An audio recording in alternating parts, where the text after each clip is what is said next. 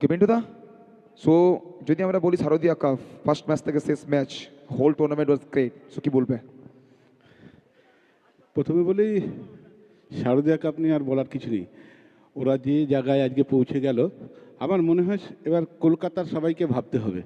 এবং যেটা আরও বলার আমার সবচেয়ে বড় কথা, যে কলকাতার চেয়ে বড় কথা, এই আমি কালকেও যাব, তো যতগুলো টুর্নামেন্ট কমিটি আছে আমি একটা রিকোয়েস্ট করব, ওদেরকে দেখে আপনাদের শেখা উচিত যে একটা টুর্নামেন্ট কিভাবে রাত্রি 11টার সময় ফাইনালটা শেষ হলো এবং তারপরে প্রাইজ ডিস্ট্রিবিউশন হচ্ছে।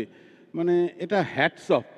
মানে আমি প্রথমে যে দুজন মানুষের জন্য আমার এখানে আসা এবং এন্টায়ার ওই টিম, অঞ্জন এবং রঞ্জনের যত টোটাল টিম, আমি মাথা নিচু করে আর একবার স্যালুট করে চলে গেলাম যে এরা যা করে দেখালো সারা ওয়েস্ট বেঙ্গল কবে দেখাবে, আমি সেদিনটার আশায় রয়ে গেলাম।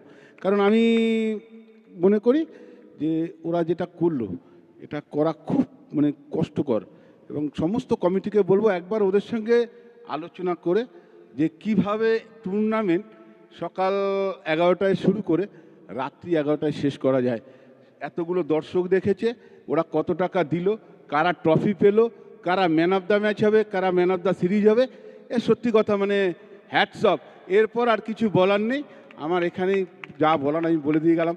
তো আমি বলবো যে অঞ্জন, রঞ্জন, এন্টায়ার টিম, ভাই তোমরা যা করলে, আমি যদি আবারও খেলাই তো আমাকে ডাকলে, আমি যদি নাও খেলাই কোনো দিন, যদি আমাকে ডাকো আমি এসে তোমাদের টুর্নামেন্টটা করে দিয়ে যাবো। Thank you so much পিন্টুদা।